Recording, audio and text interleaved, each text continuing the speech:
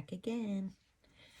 Okay, I just wanted to mention in this video, I do want to clarify, because some of our hurts and our wounds and things that we need to heal on our healing journey could be existential to some degree, right?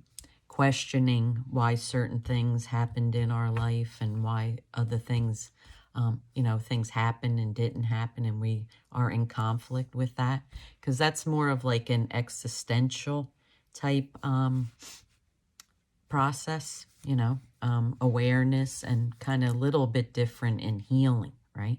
So I did want to clarify that, because then there's also could be on your healing journey where there's an individual, a specific person, or a group, but it's a human 3D thing that where we were hurt or harmed and we're wanting to heal from that. So that is slightly different from like the existential, spiritual type healing. So I do want to make that distinction. But when we blame someone else for our hurting and our pain and our suffering, there is probably a length of time where that's justified, right? Depending upon, what the level of hurt was, obviously everyone's is different. Some could be the same, and the degrees could be different as well, right? But the point becomes we might get into that, where we're blaming someone else for what we've experienced. We're blaming them for why it happened. We're blaming them for the hurt and the pain that they caused us. And we're blaming them for how it affected our lives and what we can and can't do or did or didn't do. It really can become very integrated, right? And there is a time and place for that. And to journal that and the feelings associated with another person, I'll just focus on that for this video. But to journal what you're thinking, what you're feeling, what happened, and where is the blame, right? And I'm not saying it, as a negative for the individual, because we will blame others when we've been hurt by them or harmed by them. So in the process, to journal it and to write it down, to read it, to view it, and to hopefully, like from my purposes, if I see what someone has written down as an example in a journal, I can usually spot, as I read it, a higher level. I can spot where the person's going to be getting stuck, right, in healing. I can pick it out intuitively.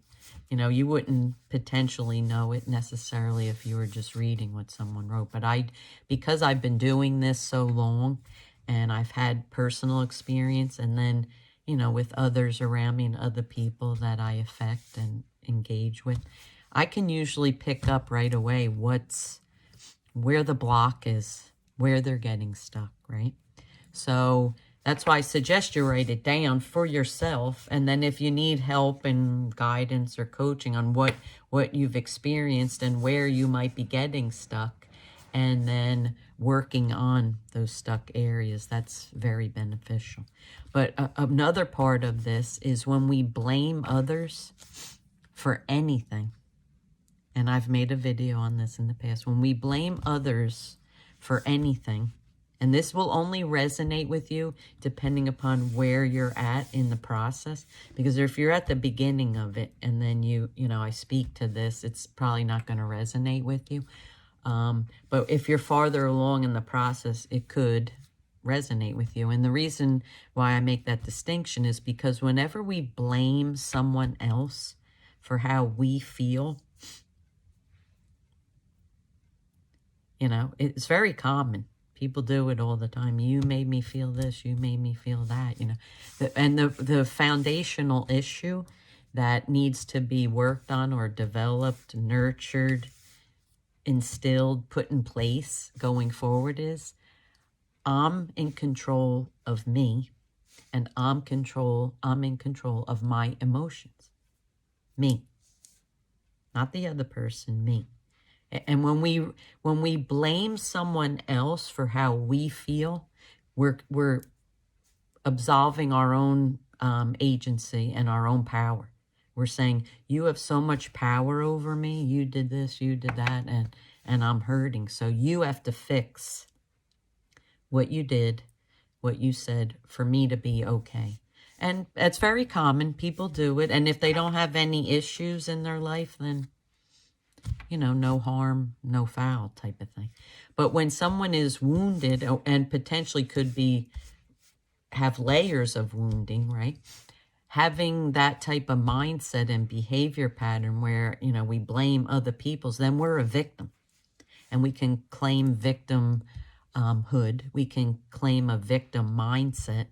And then it'll ripple out in our lives where then we're kind of victimized in other circumstances because it's a vibrational frequency, right? So we don't want to stay there. We all go there at some point. We just don't want to stay there and live there, because then it doesn't heal and it doesn't empower the individual to take the steps needed to take to heal and to move through it, right? So that is a very important concept to grasp, is to just stop and pause in any situation and to know that we decide what our internal emotional status is our responsibility. How we respond to others is our responsibility, not someone else's. And when you live that way, you free other people. You also free other people to not feel like they're responsible for you and responsible for your well-being, because we're all responsible for our own well-being, our own heart, our own spirit, our own soul, our own growth and evolution. And when we get into alignment, then we don't need to necessarily put things on other people. And it's usually when we're stuck ourselves in some way, shape, or form that we could, you know, try to blame others, because then it absolves us and then we're off the hook. But it doesn't absolve the wounding, really. So just something to think about as well, because it is important on the healing journey. So, and it just brings you one step further down the path to healing what you need to heal from. Okay, so again, wishing you all peace, love, happiness, good health, and on your healing journey, and namaste. Have a good day. Bye.